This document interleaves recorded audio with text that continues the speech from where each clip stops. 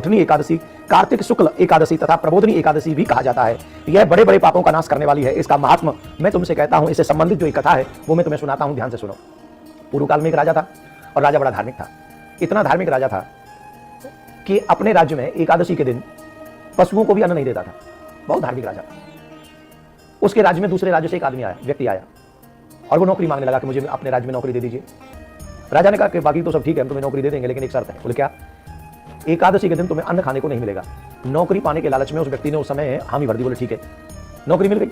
अब एकादशी आई तो फलार दे दिया गया। बोले ये फल खा लो। अब तो महाराज वो गिड़गिड़ाने लगा। बोले प्राण निकल जाएगा, मैं नहीं रह सकता। बोले हमने तुम्हें सर याद करो कि हमने तुम्हें पहले ही नौकरी देने से पहले कह। बोले कुछ नहीं महाराज, प्राण निकल जाएंगे, मैं व्रत नहीं रख सकता। तो बहुत गिड़गिड़ाने पर राजा को दया गई और राजा ने कहा भैया एक काम करो, मेरे राज्य में तो मत खाना, यहाँ से थोड़ा दूर चले जाओ और उसे आटा इत्यादि दे दिया। बोले जाके बनाओ, लेकिन एक बात ध्यान रखना, ठाकुर जी को भोजन करा के भोजन करना, अकेले अपने आप ही मत खा लेना। बोले ठीक है। मरता क्या न करता।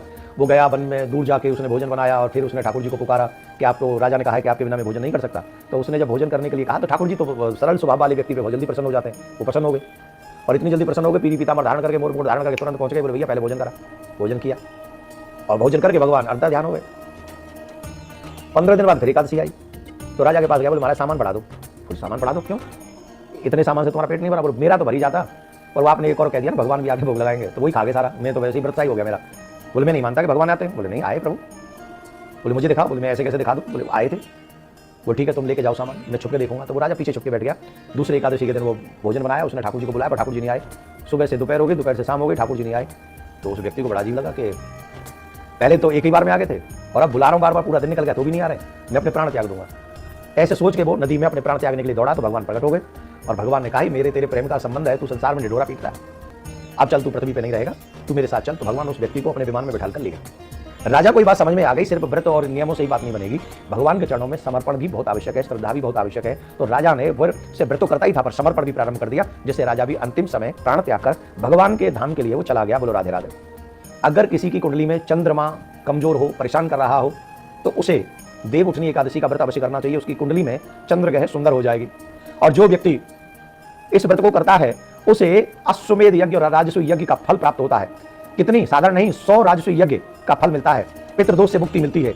जो लोग पितृदोष से पीड़ित हैं उन्हें ये एकादशी का व्रत करना चाहिए, तो उन्हें पितृदोष से मुक्ति मिल जाएगी। जो मनुष्य देव इस व्रत को करता है उसका भाग्य जागृत होता है। पुराणों के अनुसार जो व्यक्ति एकादशी व्रत करता है वो जीवन में कभी भी संकट में नहीं गिरता, सारे संकट भगवान की कृपा से मुक्त हो जाते हैं।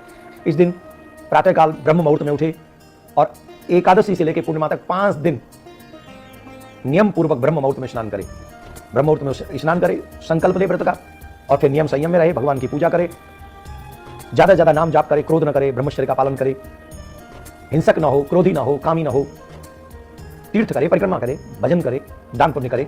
ये बहुत शुभ दिन है, इस दिन करना चाहिए। जो व्यक्ति एकादशी का व्रत करता है उसके 10,000 जन्मों के पाप तत्क्षण नष्ट हो जाते हैं। देव उठनी एकादशी का व्रत जो करता है, प्रयास ये करे कि वो निर्जला व्रत करे। अगर निर्जला व्रत न कर सके तो पेय पदार्थ मतलब दूध लेकर, दही लेकर या कुछ ऐसा लेकर उस दिन व्रत करना चाहिए। ज्यादा खान पीन में ध्यान नहीं, ज्यादा भजन में ध्यान रखना चाहिए। देव उठनी एकादशी हम 2 नवंबर को रखेंगे। 2 नवंबर को देव उठनी एकादशी, देव प्रबोधनी एकादशी का व्रत हम लोग 2 नवंबर को करेंगे। पारायण का समय रहेगा 3 तारीख सुबह 6:34 से 7:58 तक आप पारायण कर सकते हैं। प्रिया का जो सरकार आपका कल्याण करे, आपका उद्धार करे। देव उठनी एकादशी के दिन जैसे ही नारायण भगवान अपनी सैया